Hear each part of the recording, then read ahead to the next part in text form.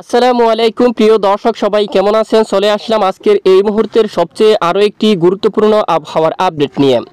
April মাসের প্রথম সপ্তাহের শেষের দিকে দেশের বেশ কিছু এলাকায় ধেয়ে আছে বিক্ষিপ্ত বজ্র বিদ্যুৎ সহ ঝড় বৃষ্টি। এছাড়া একেবারে দক্ষিণ পূর্ব বিশেষ করে আন্দামান সাগরের দিকে তৈরি হতে পারে শক্তিশালী একটি নিম্নচাপ।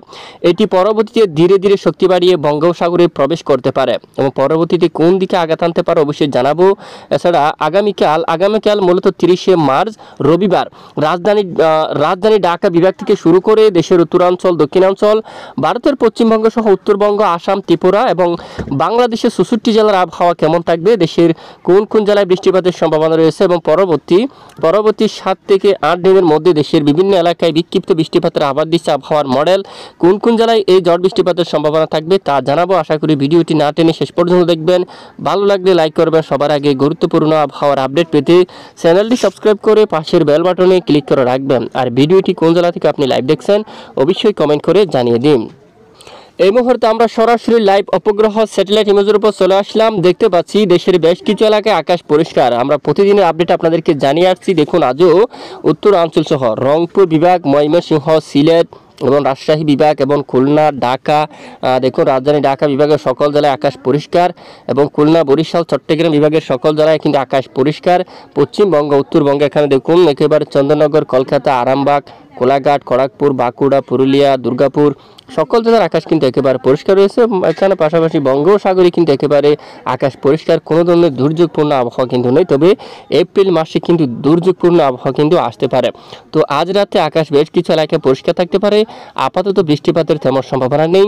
যদি আবহাওয়ার ইউরোপিয়ান মডেল থেকে আগামীকালের আপডেট আমরা একটু দেখি। আগামীকাল রবিবার 30শে মার্চ সকাল থেকে দেশের দক্ষিণ উপকূলীয় অঞ্চলে মেঘের আনাগোনা থাকতে পারে, সঙ্গে দক্ষিণে বাতাস থাকবে।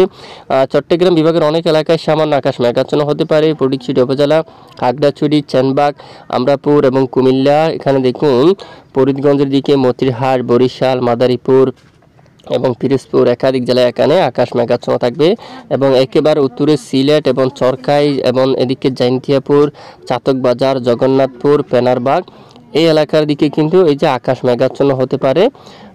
দেখুন এখানে বৃষ্টিপাতের তেমন সম্ভাবনা নেই।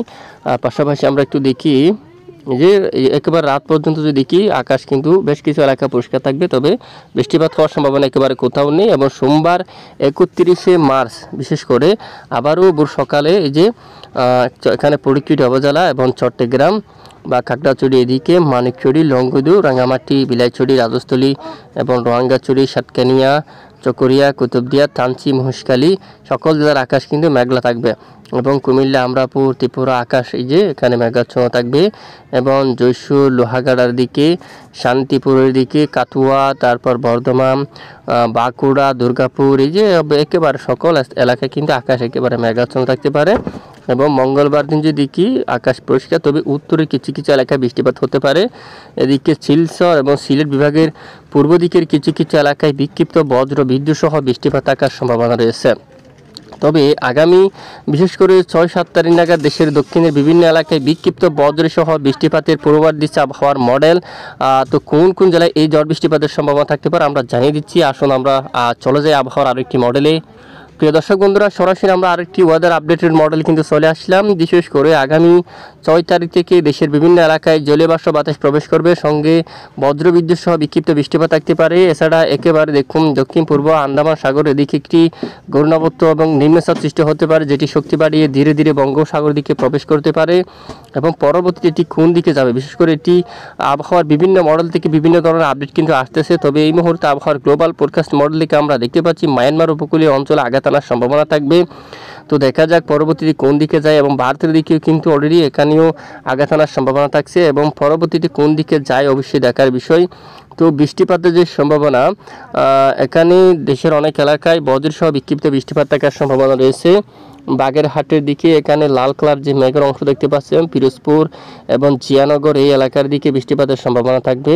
রামপালের দিকে মংলা এই এলাকায় কিন্তু বৃষ্টিপাতের সম্ভাবনা থাকবে এবং এদিকে নাজিরপুর, এদিকে টুঙ্গিপাড়া এখানে বৃষ্টিপাত থাকতে পারে এবং এদিকে আক্কেলঝাড়া, তারপর উজিরপুর এখানে মেঘলা আকাশ সঙ্গে হালকা বৃষ্টি। মোলাদি, মেহেন্দিগঞ্জ এবং এখানে কালকিনি, মাদারীপুরের দিকে শিবচর দিকে দেখুন এখানে আকাশ এই যে প্রচণ্ড মেঘলার সঙ্গে বৃষ্টিপাতের সম্ভাবনা থাকবে। নদিয়া, শ্রীনগর, দোহার এখানে অনেক এলাকায় বৃষ্টিপাতের সম্ভাবনা থাকবে। গাজীপুরের দিকে, টঙ্গীর এদিকে কিন্তু দেখুন এখানে কিন্তু বৃষ্টিপাতের সম্ভাবনা থাকবে। তারপর দিকে তারাকান্দা, ময়মনসিংহ, ত্রিশাল এখানে অনেক এলাকায় আকাশ মেঘাচ্ছন্ন থাকার সম্ভাবনা রয়েছে অলরেডি। এবং এদিকে খুলনা বিভাগের দিকে আমরা একটু দেখি, ঠিক এখানে তালা, তারপর এখানে চুকনগর, তারপর পাইগাছা, কালারুয়া এলাকায়, জিকরগাছা, জয়সুর, বনগাঁ এবং এখানে চুগাছা, মহেশপুর প্রচণ্ড আকাশ মেঘাচ্ছন্ন থাকবে। এবং এদিকে চাকদা এবং এখানে বৃষ্টিপাতের সম্ভাবনা থাকবে। রানাঘাটের দিকে, তারপর কলকেনি, এখানে কলানি এই এলাকায়, চুচুড়া, তারপর সিঙ্গুর, পান্ডুয়া, দশগড়া এই সকল অঞ্চল দিয়ে কিন্তু বৃষ্টিপাতের সম্ভাবনা থাকবে প্রচণ্ড বজ্রসহ সহ। আরেকটু এদিকে বৃষ্টিপাতের সম্ভাবনা দেখা যাচ্ছে এখানে কাকড়াছড়ি অঞ্চল দিয়া, তারপর এখানে বেলুনিয়া, তারপরে এই যে এখানে অনেক এলাকায় বজ্র বিদ্যুৎ সহ বিক্ষিপ্ত আকারে বৃষ্টিপাত থাকার সম্ভাবনা রয়েছে।